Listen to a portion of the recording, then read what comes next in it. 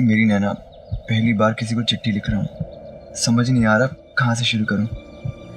कैसी हो तुम? सच में नैना, तुम्हारे बिना बहुत अकेला फील कर रहा हूँ मैं। बहुत याद आती है तुम्हारी। कभी सोचा ही नहीं था कि एक दिन तुम्हारे बगैर ऐसे जीना पड़ेगा।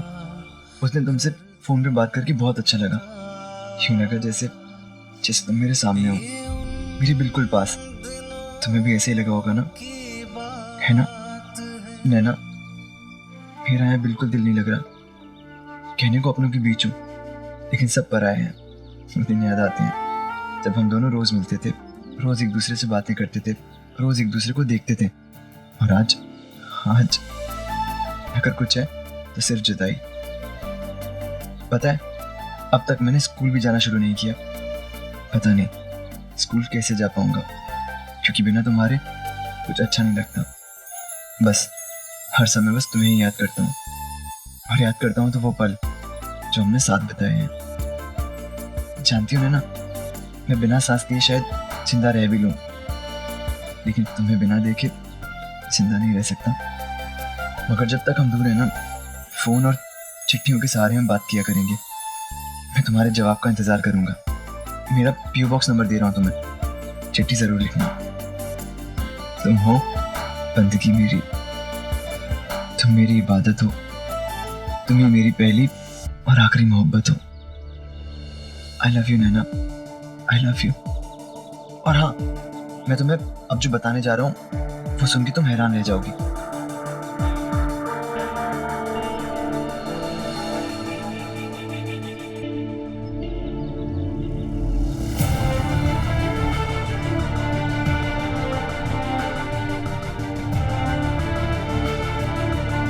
क्या हुआ है? सब ठीक तो है? हाँ ना, ऐसे हैरान परेशान से क्यों बैठी है? ऐसा क्या लिखा है इस लेटर में?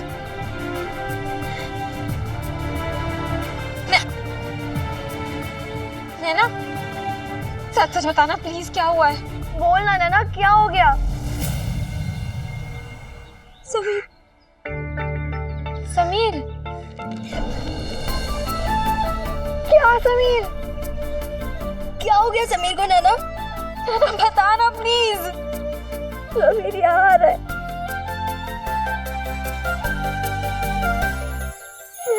मेरा समीर अहमदाबाद आ रहा है। क्या? लेकिन ये तो खुशी की बात है, तू रो क्यों रही है? तो यार सुबह तो खुशी कहना। तू क्या पागल है? हाँ यार, तूने तो डरा ही दिया। अरे तू सोचना, वो मेरे सामने होगा, मैं उसे जी भर के देख सकती हूँ। मुझे उससे बात करने के लिए घंटों इंतजार नहीं करना पड़ेगा। मैं हाथ बढ़ा के उसे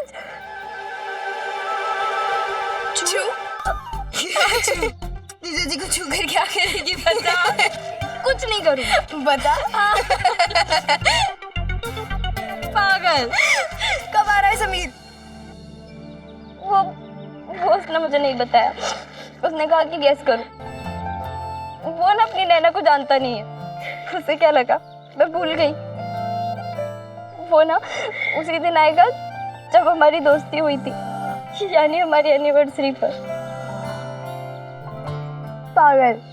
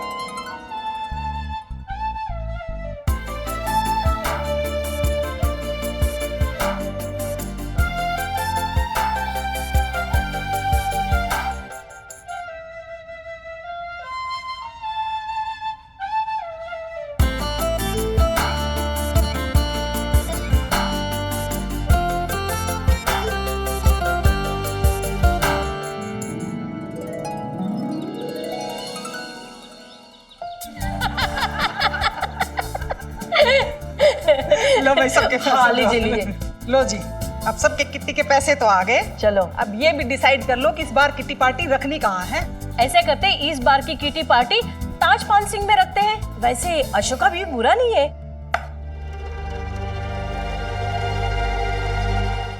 हाय friends, hi. Hello Mrs Juneja. Hello. ये हमारी नई मेंबर है मिसेस जुनेजा। हाय। और जी किटी पार्टी जहाँ मर्जी रखो, सानू की ताज विच रखो या अशोक विच, ओ की फर्क पैंदा है। सानू तो बस इतना पता है जी, जब तक चांदनी चौक के गोलगप्पे खाने को नहीं मिलते ना जी, किट्टी तो फिक्की फिक्की लगती है। और हाँ जी, एक बात आप सबको बता दे, चांदनी चौक के ना छोले भटूरे भी बहुत बढ़िया मिलते हैं। बाय गॉड दी कसम, पूरी दुनिया में ऐसे छोले भटूरे नहीं मिलेंगे जी। वैसे सानू की थैंक यू। वेलकम। आप इस कॉलोनी में नई नई रहने आई है ना? जी जी जी। पहले आप कहाँ रहती थी? आई एम श्योर कि पुरानी दिल्ली में। बिल्कुल सही बोले जी, बिल्कुल सही। वो जो दरियागंज वाला गुरुद्वारा है ना, उसका जो बैक गेट है और उसके पीछे वाली जो बिल्डिंग है ना जी, बिल्कुल वहीं पे। वो तो पता चल ही गया। हाँ, वो कैसे? अभी अभी आपने बताया ना। तो चांदनी चौक का प्लान पक्का? नहीं, वहाँ की भीड़ देखी है तुमने? पैर रखने के लिए जगह नहीं है और ऊपर से धक्का मुक्की। खैर, आप लोग प्लीज आम लीजिए। खास तौर से मैंने मलियाबाद के बाग से मंगवाए हैं। एक बंदा है जो वहां से मेरे लिए लाता है हमेशा। लीजिए लीजिए। Thank you.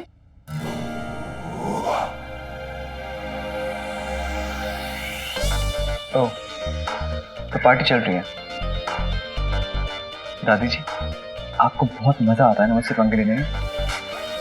अब देखिए मैं क्या करता हूँ। Mrs Juneja, please use a spoon. अजी मुझे तो आम ऐसे खाने में मजा आता है जी।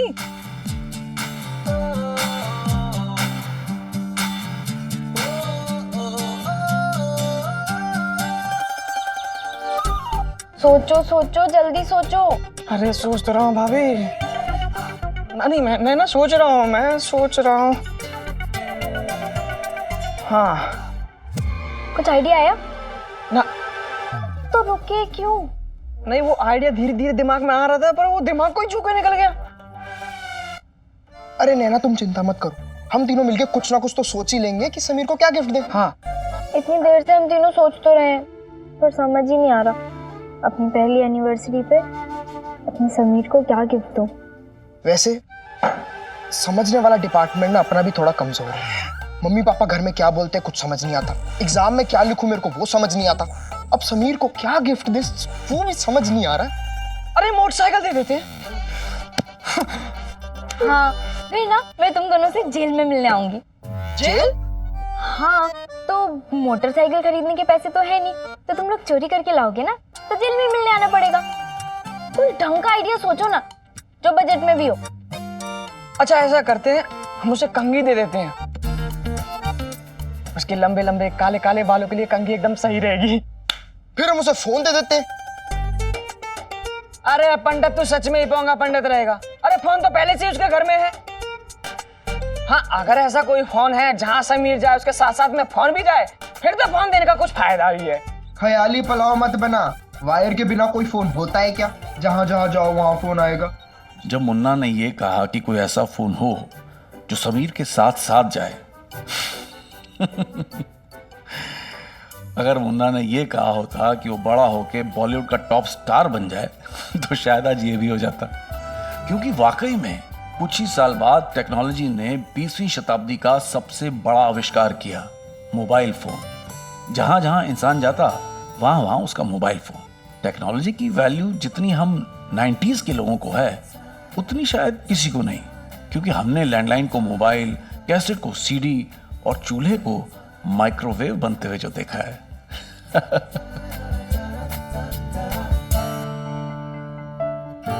खुद तो इतना दूर जाकर बैठ गए हो और यहाँ मैं इतनी परेशान हो रही हूँ कि तुम्हें गिफ्ट में क्या दूं। तुम ही बता दो कि तुम्हें क्या चाहिए।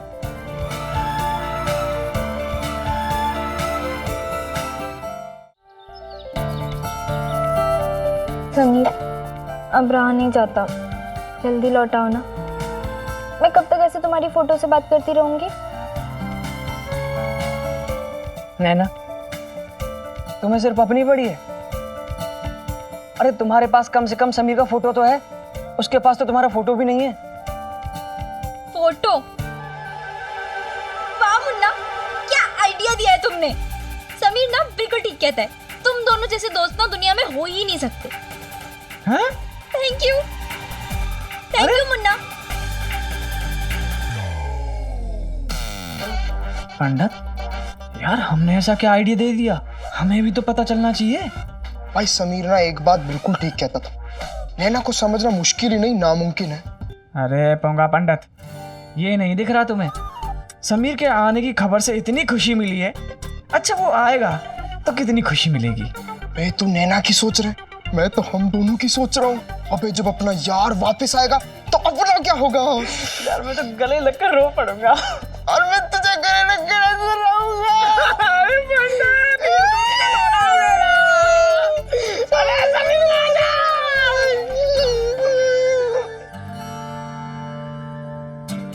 ओए होए, इन्ना सोना मुंडा, ये कहाँ से आया?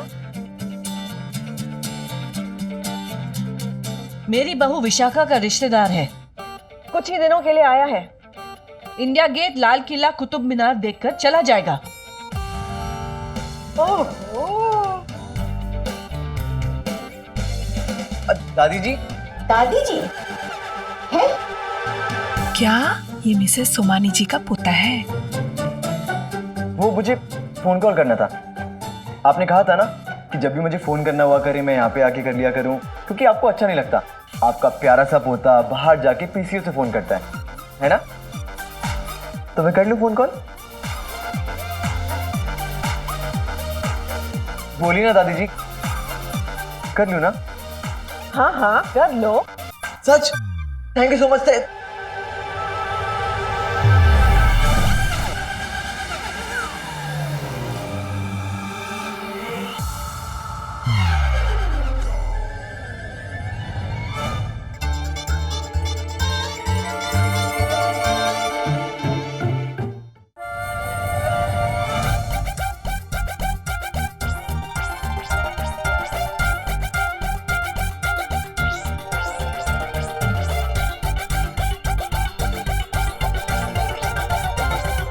तभी मैं सोचूं इतने काले और घने बाल कैसे हैं इनके इस उम्र में भी। मुझे तो लग रहा था ये शिकाकाई बालों में लगाती है, पर नहीं, ये तो विग पर लगाती है।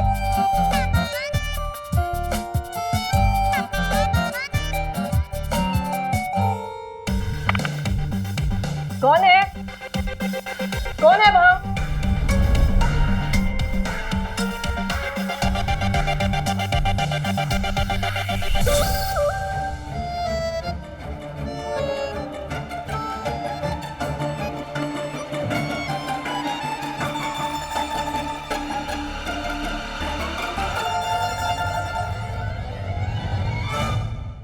आई एम सॉरी दादी जी, मुझे सच में नहीं पता था कि आपके नकली बाल हैं।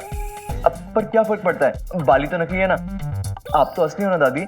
और वैसे भी मेरी दादी ना सबसे प्यारी है, सबसे क्यूट और सबसे सुंदर है ना आंटी जी? मेरी प्यारी दादी।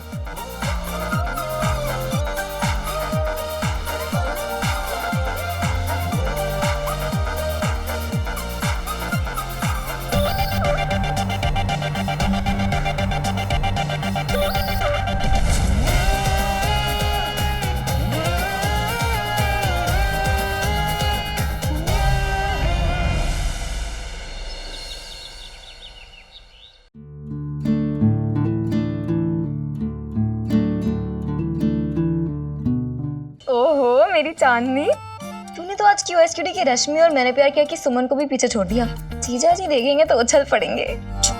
मिलने नहीं जा रही हूँ तेरे जीजा जी से। वो तो मुझे भी पता है कि तू क्या करने जा रही है, लेकिन इससे पहले कि कोई तेरी लाइफ में इंटरवल बन के आ जाए ना, तू प्लीज जा। हाँ अब प्रीति, समीर को मेरा ये गिफ्ट अच्छा लगेगा ना? बहुत अच्छा लगेगा।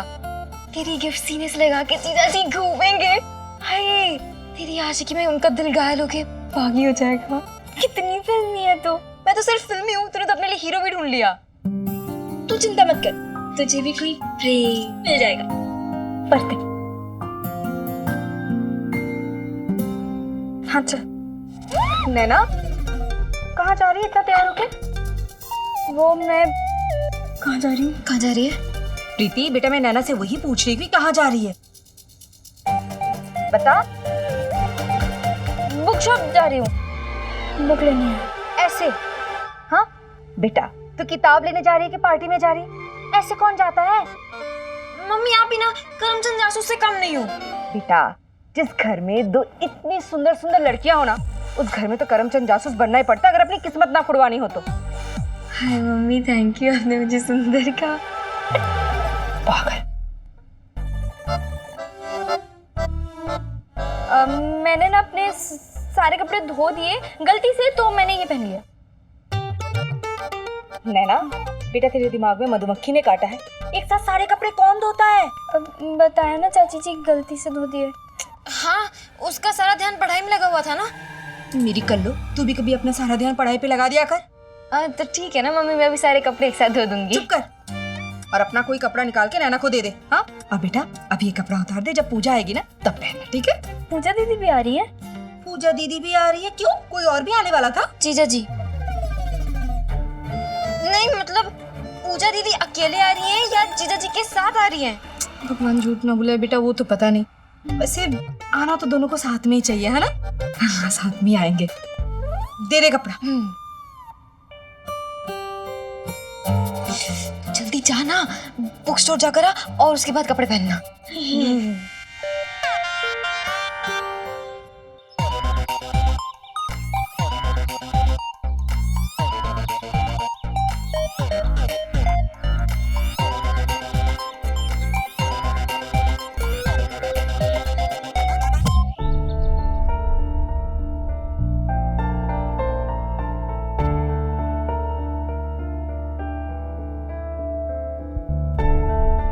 इतने से पैसे में अहमदाबाद जाने की टिकट कैसे आएगी? और फिर खाली हाथ थोड़ी ना जाऊंगा। नैना के लिए, मुन्ना पंडित के लिए गिफ्ट भी तो खरीदने हैं। क्या नैना को पता भी होगा कि मैं कब आ रहा हूं? नहीं, उसे नहीं पता होगा। शायद अंदाजा हो भी सकता है, मैं नैना को अच्छी तरह जानता हूं और वो मेरा इंतजार भी कर रही होगी। बस अब कुछ भी करके पैसों का इंतजाम हो जाए, वरना मैं मेरी नैना से कैसे मिलूंगा? पैसे पैसे पैसे। Thank you mummy. तुम ये पैसे मुझे क्यों दे रहे हो? अच्छा, शायद तुम्हारे टाइम टेबल में टाइम हुआ होगा समीर को पैसे देने का, ऐसा कुछ है क्या? नहीं तो फिर?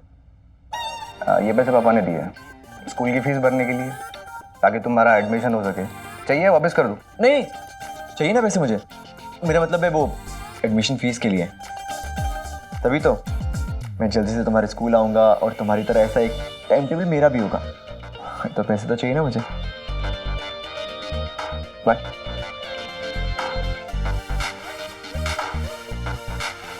शायद मैंने कहीं सही सुना है, प्यार करने वालों का अगर एक दरवाजा बंद होता है ना, तो ऊपर वाला दूसरा दरवाजा खोल देता है। शायद भगवान भी यही चाहते हैं कि मैं नैना से मिलूं, और इन पैसों में गिफ्ट भी आ जाएगा और अहमदाबाद की टिकट भी। और वैसे भी इस बार मैं वापस आने के लिए नहीं जा रहा हूँ।